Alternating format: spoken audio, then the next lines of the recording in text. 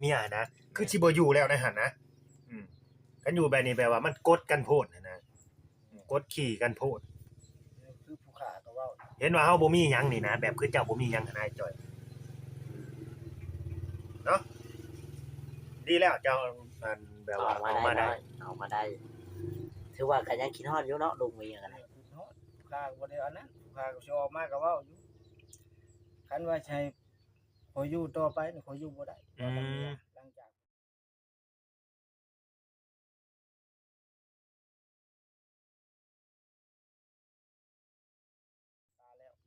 คันว่า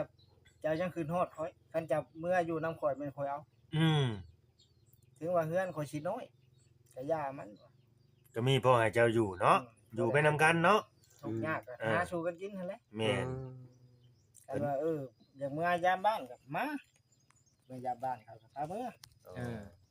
ให้ไปอยู่แบบคือเก่าแล้วมันอยู่บ่ได้เพิ่นว่าในใดบัดนี้เพิ่นก็ปฏิเสธโอ้โหบ่มื้อเพิ่นบ่เมื่อแล้วบ่มื้อสิทุกข์สิยากสิหังสิมีข่อยก็บ่ไปนำเจ้าแล้วตามคือผู้ค้าคือแล้วเจ้าชีวิตบ่ว่าชีวิตก็สิอดเอานี่แหละว่ะโทรพัดให้10มื้อฮอดบ่ให้มันฮอด10มื้อเพิ่นว่าคันว่ายังคือฮอดอย่ากลับมาละมาบ่ให้เสียจังโอ้เมียบ่พันให้ทั้งเมียทั้งแม่เฒ่าพ่อเฒ่าทั้งงานผู้ใหญ่เพิ่นซะเนาะเอาง่ายๆซะเมียบ่เฒ่าไม่เฒ่าพัดให้ทั้งไอ้จอยนี่10มื้อให้กลับมาพี่ก่อนคันว่ากินฮอดให้กลับไปหาเมียกลับไปหาคันว่าบ่วิดเขาหั่นน่ะถ้าว่าเลย10มื้อไปแหละไปเลยโลดจะไปทางใดก็ไปแต่จะมานี่ก็เลยแหละเนาะเลยได้บ่เลยแล้วสิโอ้ชีวิตเราก็น่าสงสารเด้อพี่น้องเด้อผู้ใดออกมาแต่เพิ่นออกวันที่9นี่มันก็ตกวันที่เท่าไหร่10ปลายแม่น11บ่แม่น11เป็นเดือนเนาะโอ้เป็นเดือนแล้วอันนี้เฮาก็แบบอันนี้ก็เว้าแบบลูกผู้ชายซะก็เห็นอกเห็นใจคือกันลูกผู้ชายคือกันนั่นน่ะที่ไปเจอสถานการณ์แบบนี้นะก็ถือว่ายังบีบบังคับให้เฮาออกมาคือเป็นกำลังใจให้เพิ่นแหละพี่น้องแอดจอยอยากให้เจอผู้หญิงที่ว่าจริงแหละก็ยอมที่จะสู้ไปนำกันนะบ่ดูถูกกันแล้วก็บ่ให้เจอแม่เฒ่าแบบนี้อีกนะเนาะตั้งบุญวาสนาของเจ้าน้อยจอยเนาะโชคชะตากันแข่งใครแต่ว่าเพิ่นบ่ด่าอีกเนาะเพิ่นเคยด่าเจ้าอยู่บ่เคยแล้วเรื่องด่านี่แม่เฒ่าอันใดอยากว่าคู่มื้อเอาแล้วด่าลูกเคยอีกหน้าลามาจากไหนน่ะหลายแล้วเว้าทุกสิ่งทุกอย่างนะคือนั่นแล้วก็ด่าบักบ่มีปัญญาล่ะคันมึงมีปัญญามึงห่างมึงมีของเขาแล้วล่ะโอ้ยด่าเว้าปานนั้นติเจ็บไปมาเจ็บแฮงอีหลีเรื่องที่แล้วด่าว่าพ่อมึงก็ตายดับหมดแล้วแม่มึงก็ตายเบิดแล้วไปเว้าหยังเขาทนกับพ่อถึงแม่เฮาเนาะน้องมึงก็ตายเบิดแล้วเอาแล้วมึงก็ยังอยู่บ่ตายเจ้าก็สิตายคือกันแหละจักหน่อยเจ้าก็สิตายว่าสิไปพูดแบบนี้ตาคันสิด่าแต่เฮาคนเดียวได้เด้ด่าฮอดพ่อฮอดแม่ฮอดโคตรเฮามันก็บ่ว่าเพิ่นตายไปแล้วมันจะไปขุดคุยขึ้นมาหยังอันนี้มันก็เกินไปพี่น้องเอ้ยลาฮอดเสื้อแซงแต่งตระกูลเนาะพี่ลึกบ่าวจอยพอลูกแพรเจ้าว่าแนวใดชุดเลยเอ้าเจ้าก็เฒ่าแล้วจักก็สิตายคือกันแบบนี้บ่แม่นติครับดีเจ้าบ่ตอบนี่นั่นเนาะก็ไปตอบไปน่ะปู้ยเนาะแฮงงูคือเนาะเจ้าบ่ได้ตอบหยังบ่ได้กลับหยังเฉยๆก็ไปอยู่3ปีก็บ่ได้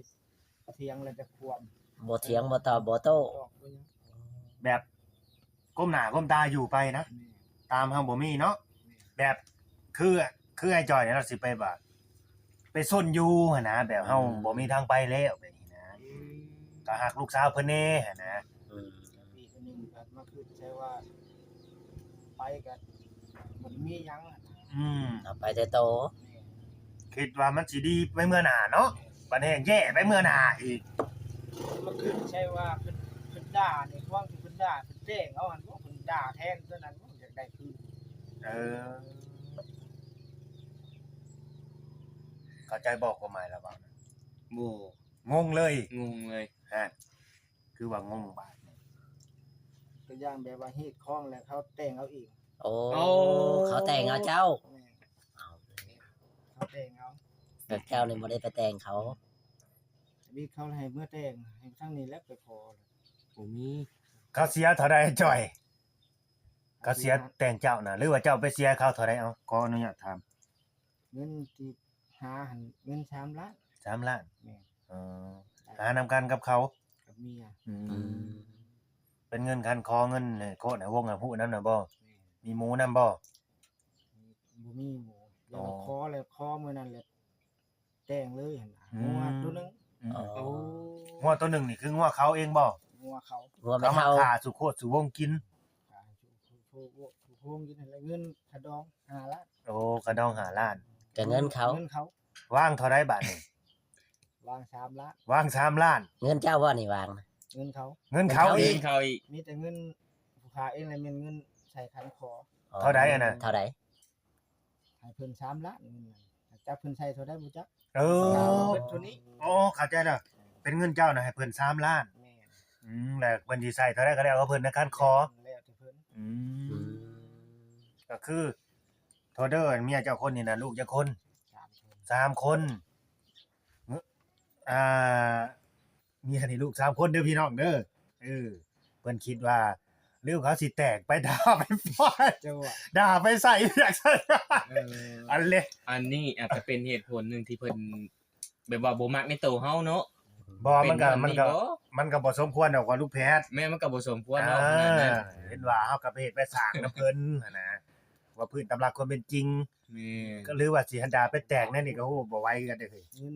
งัว แจกไป เงิน ด่า ลูกเพิ่นผู้อยู่เมืองไทยแล้วชื่อให้ โอ้ ชื่อก็แบบว่าเริ่มแรกก็ซ้ํว่าเงินผู้ค้าเองหั่นแหละชื่อก็ได้แบบแต่งหยังแล้วเขามาช่วยมาหยังหั่นแหละ อืม ที่เงินเขามาช่วยมาหยังแล้วมอบให้ลูก อื ลูก ม เขามาเด้ อืม อย่าให้ลูกฮักเอา อืม คือลูกออกว่าฉันช้าชื่องัว อืมลูกออกก่อน สัตว์เป็นบอกเป็นเบียร์ให้ลูกเอาก่อนน่ะ เดี๋ยวพอพรทำหลัง เงินเขามาช่วยแล้วมอบให้ลูก เด้อ ถามลูกทั้งสองคนพวกอยู่ไทยเข้ามาเลยถามว่าเป็นได้จุกบ่ลูกเงินที่ลูกออก อืม เหลือลูกว่ะ อ่า อ่า เหลือแล้วว่ะที่มันยังแล้วพอสิมอบให้ผู้เจ้าสองคน เออ ผู้กลางบ่เอาผู้กลางก็บ่เอาน้ำลูก ที่มันเหลือแล้วให้แม่เฒ่า โดย ให้เพิ่น โดยทั้งพ่อทั้งแม่นี่ย่ามันว่ะ อืม มีหยังก็หากินไหมหาใส่ไหมเงิน โอ้ ส่งให้เพิ่นเบิด สิแล้วเขาจังเว้านะพี่น้องเอ้ยชีวิตน่าสงสารทั้งลูกทั้งพ่อหยังวะบาทนี่สมาตก ตะกำลำบาก ละ นะ กรรมพร้อมกันเลยนะแบบว่าดวงตกพร้อมกันนะทั้งลูกทั้งพ่อ แม่น พ่อก็ถือทั้งเมียทั้งแม่เฒ่านี่ทรงบัดลูกสาวก็มีปัญหากันแบบนี้แหละ มีปัญหาเรื่องครอบครัวเนาะ ในกรณีทั้งไอ้จอยนี่นะแบบคันสิคิดอีกมุมหนึงว่า คือเราเว้าหั่นแหละหรือว่าเขาสิด่าสิป้อยเขาสิใส่เฮานี่เป็นนำแบบว่าเขาแต่งเอาเฮาหั่นบ่เพิ่นว่าแบบนี้หั้นนะ อันนี้มันก็บ่แม่นดอกก็สิบ่สมควรปานนั้นดอกพี่น้องเอ้ย แมนเขาอาจจะบ่คิดปานนั้นกัน ก็ตามหลักความเป็นจริงหั่นนะแต่ก็บ่ฮู้ได้แบบเขาเจ้าฮีคองเขาเจ้าเป็นนั่นน่ะบ่บ้านหั่นน่ะนะเขาเจ้าถือแบบนั้นบ่หั่นนะอันนี้ก็สิบ่ฮู้คือกัน หมู เป็นเผ่าผู้ไทยบ่ได้แม่นลาวเทิงที่เนาะ บอกผู้ไทย ผู้ไทยเนาะ ไทย บ่แม่นดอกเฮาบ่แม่นตามฮีตามคองเขาแบบนั้นดอก บ่แม่นบ่แม่น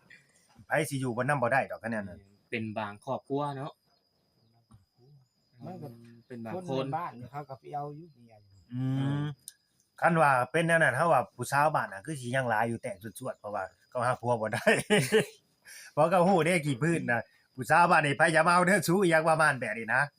ถ้าว่าไผสิทนตัวนี้ขอตัวนี้ได้จังสามารถมาเอาได้หันนะน่าสิยังหลายอยู่นะผู้สาวบ้านนี่ อืม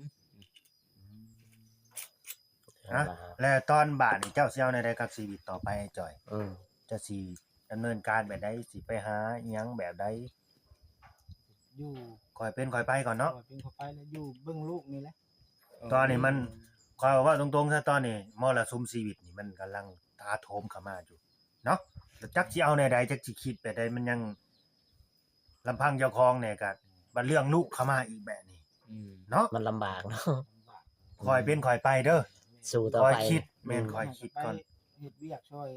เงินลุงมืดนะ แม่นๆค่อยคิดค่อยเป็นค่อยไป สีหญ้ามันให้เราแล้วฉีดยาคุมยาไว้ อื อื ม ม ไป เพิ่นให้เท่าใดก็เอาหั่นน่ะเอาไปซื้อ เจ้าก็ฉีดอยู่บ่ยา ฉีด ไปฉีดให้ข่อยในอยเด้อฉีดยาฆ่าหญ้ายางคันจะว่างมื้อใดก็มีอยู่บ่รถขี่ไปน่ะ บ่มีเลย บ่มีเขาสิมาแก่ไปเด้อสิไปอยู่บ่ ไป อันนี้เว้าอีหลีได้ ไป หางานให้แล้วเนาะ แม่นให้ฉีดแต่หญ้าได้จะไปฉีดใส่ยางตายเบิด ว้าวเด้อให้ฆ่าหญ้าแล้วไม่ฆ่ายาง เรียบ เอ บ่ อ เอาเจ้าให้สิ ถ้าใช้รถเบิ่งต้นยางระเบิดหญ้ายังเขียวบ่ เบาได้แบบน่ะเคยสิอยู่เนาะ บ่ยางมันก็2 ปีแล้วมันก็ใหญ่ โอ้ สูงแล้ว ใหญ่เติบแล้ว อืมมันก็บ่ไกลปานใด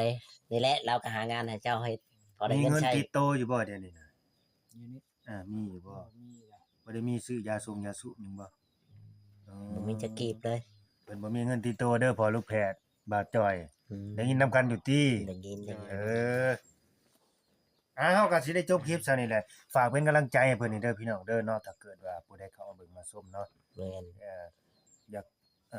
ซัพพอร์ตหรือว่าช่วยเหลือเนาะให้กำลังใจทั้งไอ้จอยเพิ่นก็เฮาก็ยินดีเด้อพี่น้องเด้อเนาะลูกผู้ชายคนหนึ่งนี่แหละที่ว่า สู่ชีวิตเนาะ สู้ชีวิตก็แม่น อืม แบบไปอยู่นํลูกนํเมียใหม่นี่แหละคิดว่า สิได้ดี สิดีเมื่อหน้า สิดี นะหรือว่า อืม เพิ่นสิดีนำนั่นนี่สุดท้ายก็แบบเขาเฮาไปใส่ไปอีหยังสารพัดนั่นแหละพี่น้องเอ้ยเนาะแล้วแต่เพิ่น แม่ อืม สิแม่นว่าบ่อนระบายอารมณ์เพิ่นก็แม่น สิทำน้องนั้น10ขาหน้าบ่เทอขาหลังคือว่าอีหลีเนาะ โอเคตามนั้นแหละพี่น้อง โอเค เอ้ย สบายดีเนาะ เด้อๆสบายดีไอ้จอยสบายดี สบายดี โดย